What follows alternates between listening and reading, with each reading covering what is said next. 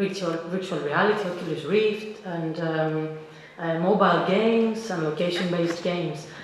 But as we were doing that, we realized that the novelty factor and actually the fact that educators were unwilling at first to use it didn't reveal the potentials of the medium. So we tracked back and we realized that instead of actually focusing on the medium and on the technology, we should focus on the interactions, what's going on in the classroom. And instead of focusing only on learning, we decided to tackle what is maybe the holy grail of special education.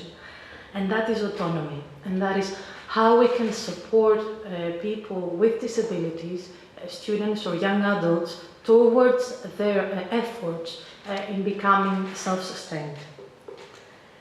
According to Ryan and Betsy, and in order to be motivated means that you are eager to do something. So do is something that we had in mind. And another quote that you can see in the paper is Newman's, that the students who are engaged are actually involved in their own learning.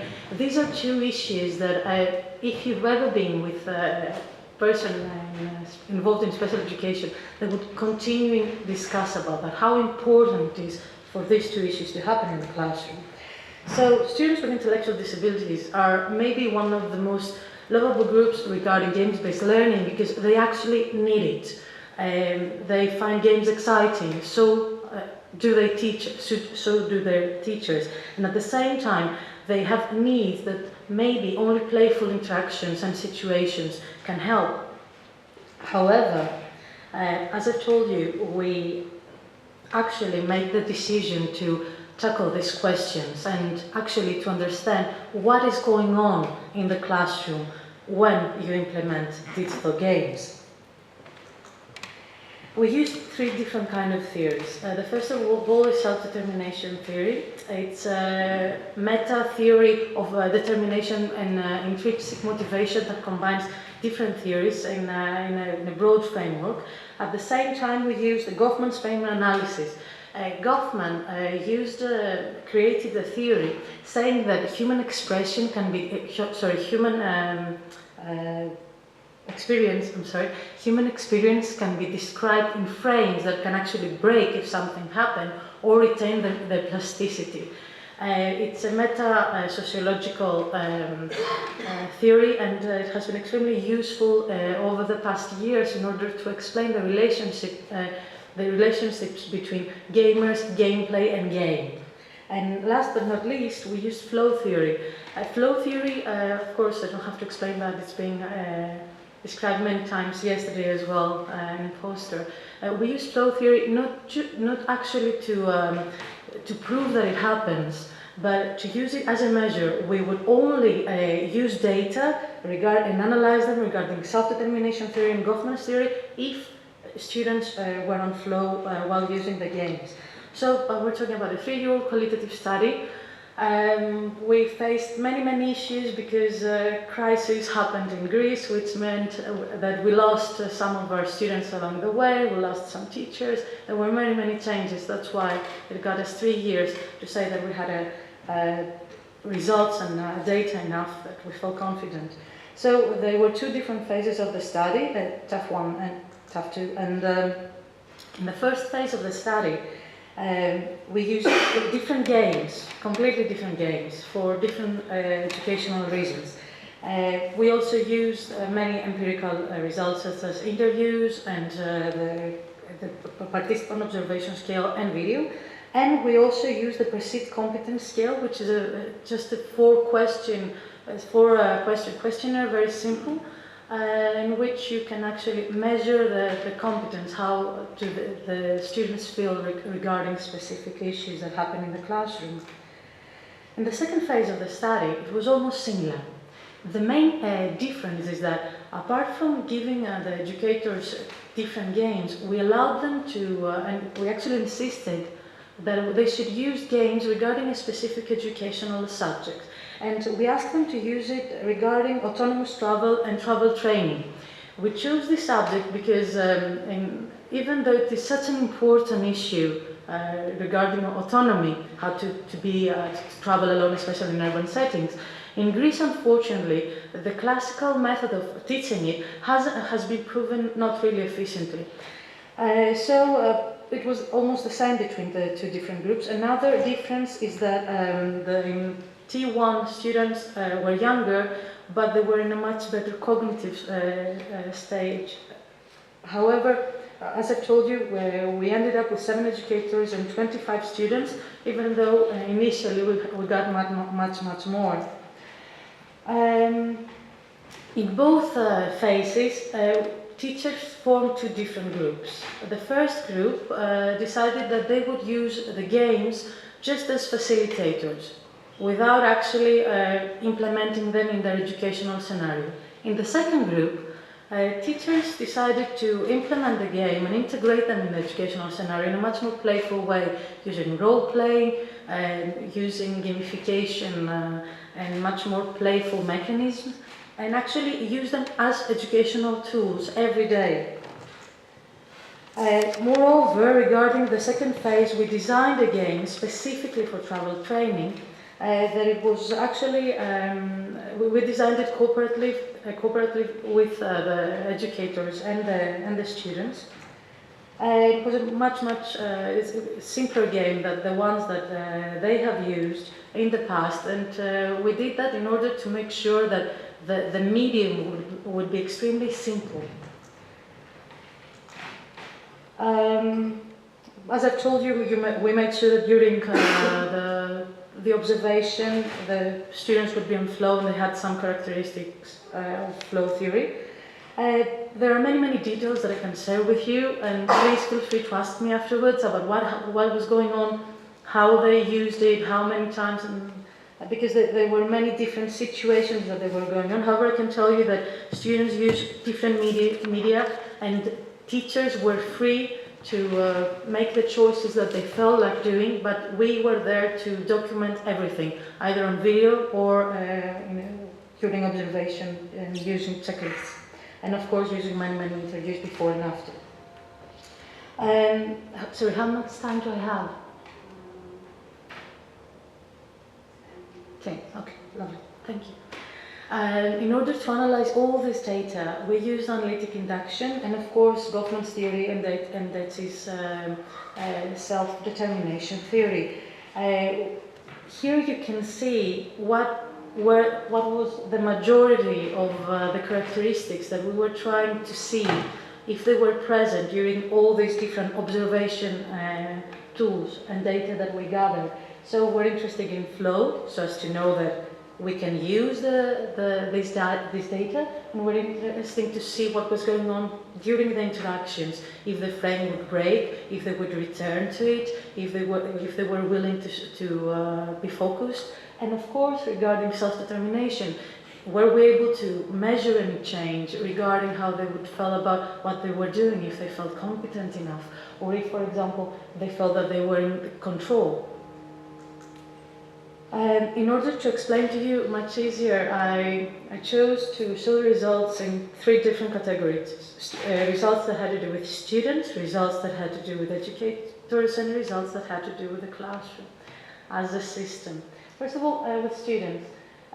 Flow, as I've told you, was extremely high, and even though I'm still not happy with the way that we measured it, and we probably need to reevaluate it, we tried to do the measurement ourselves and to ask some teachers, and we got the same results, so we felt much more confident that students were actually on flow while playing the games. However, what I can say is that students in more integrated classrooms, where games were being used as a tool and not only as an extrinsic motivator, they actually showed in both case studies, they actually showed much higher change in their self-determination regarding wanting to learn more about a specific subject, not about playing the games. They all wanted to play the games again and again, but that was not the issue here.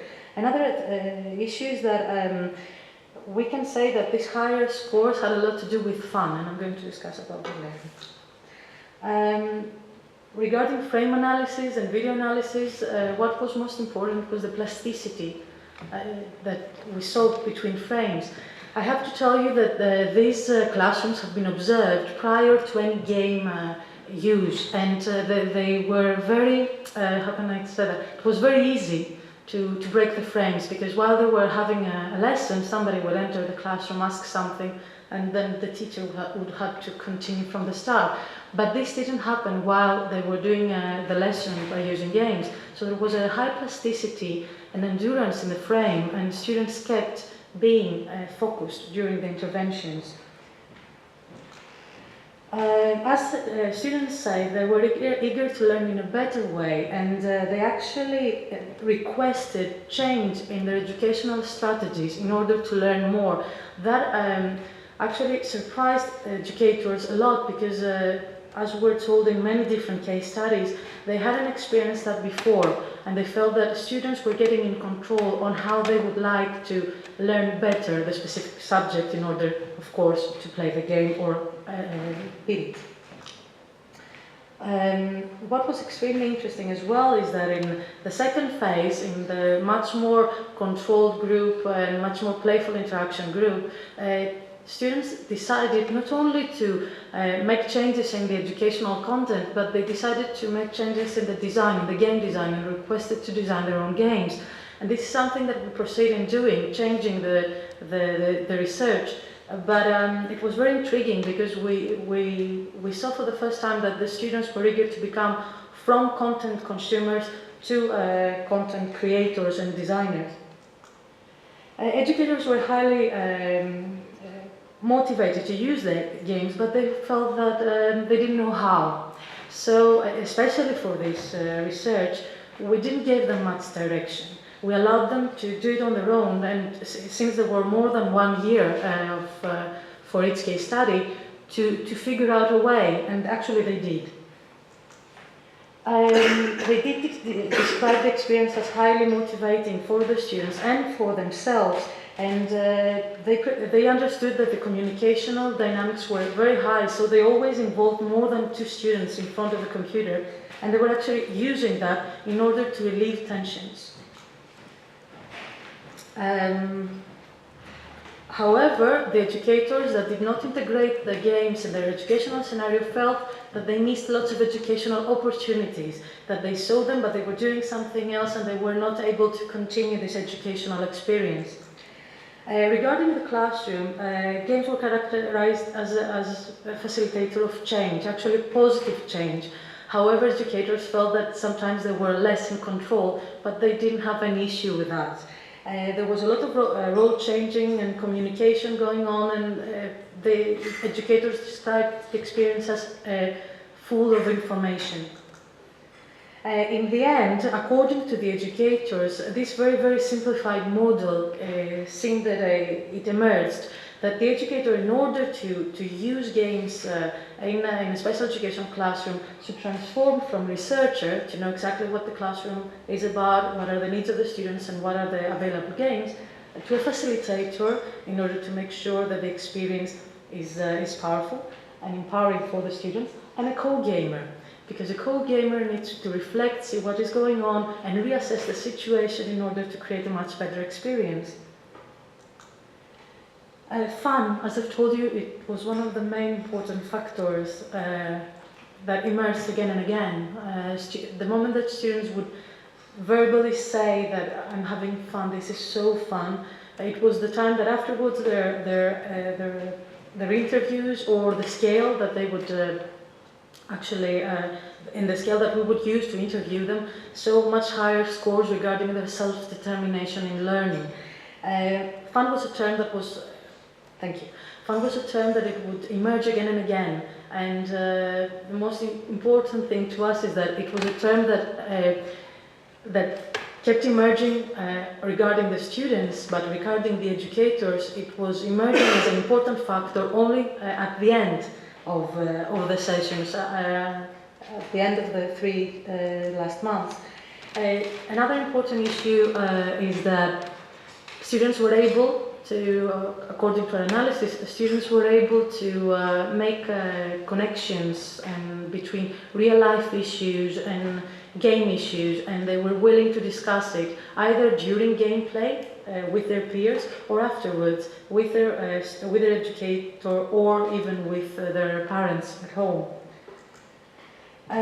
Students, teachers and our data described that focus was extremely high during game sessions and that it was a moment of high educational potential.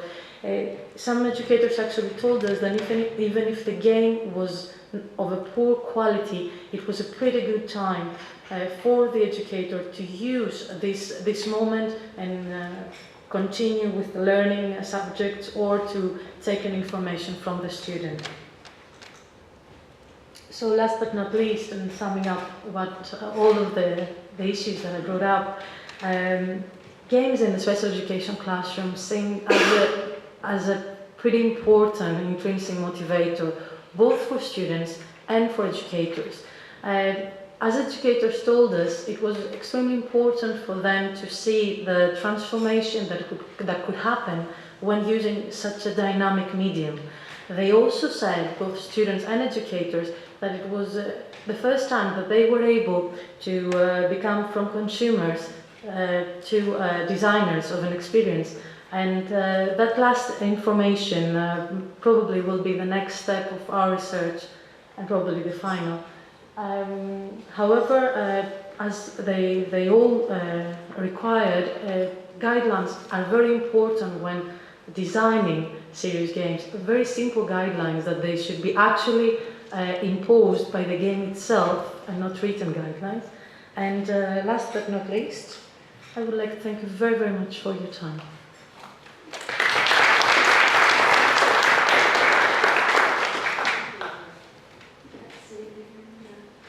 Are there any questions?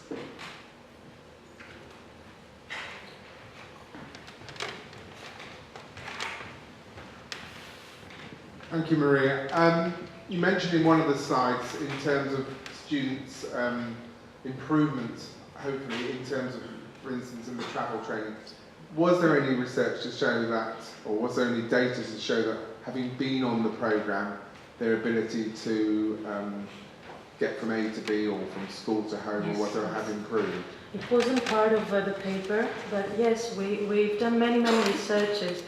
And there have been improvement both qualitative and quantitative. There are some papers that I think we've published one or two, and I can definitely share it with you. The thing that we show them is that it has to be an integrated approach. A game, and facilitator, and mobile game, or even a web game, but it needs to be integrated for safety reasons, but again, in order for the user to realize that yes, this is a playful situation, it is a very serious situation as well.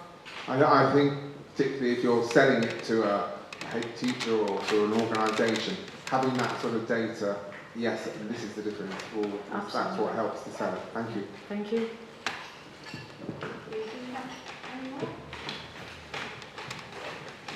Thank you.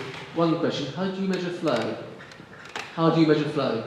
As I was saying, since it was fully qualitative, we made sure that all characteristics of flow were present in the matrix, and then we would say if the student would perceive something like that, would have one of these characteristics. For example, loss of time. That was a characteristic that would be highlighted very easily. So the main way to describe flow was by having a qualitative checklist. And as I've told you before, we were not that certain that that was a pretty good way to do that. So probably we will have to maybe do it again by using questionnaires. But for our population, that hasn't worked before. That's why we went completely qualitative. But if you do have any other proposals, please, it would be great for me to learn them. Thank you. One last question? Well, oh yes. This job is I was wondering if you found an issue of age in understanding the flow of the children. So because I think they were around 12, 14, I think. We had a vast age. It was like young teenagers to actually young adults. But the thing is that we use their skills actually and their condition in order to have a much better range other than age as a characteristic.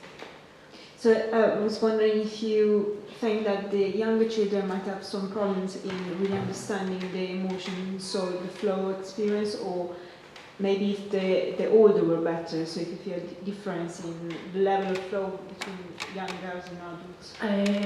To me, as an observer, it had to do with each student.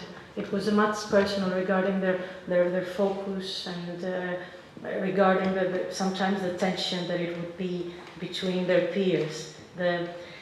It's not present in this study, but we realized that the game could actually act as an amazing facilitator regarding peer tension, because there were many tensions in the classrooms. So sometimes when we weren't able to measure flow or to see it, we realized that it had to do with completely other tensions, and that's when Goffman enters, and we could say that the frame has broken, so we couldn't actually measure flow at all, just see it. Our users, especially younger users, the main issue, if flow wasn't present, it was verbal communication.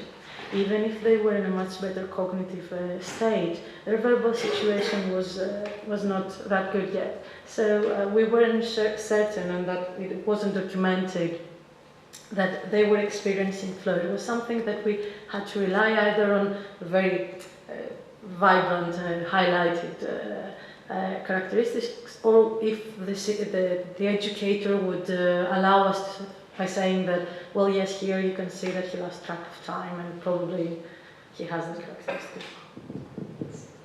Thank you. I think we might have time for one last question.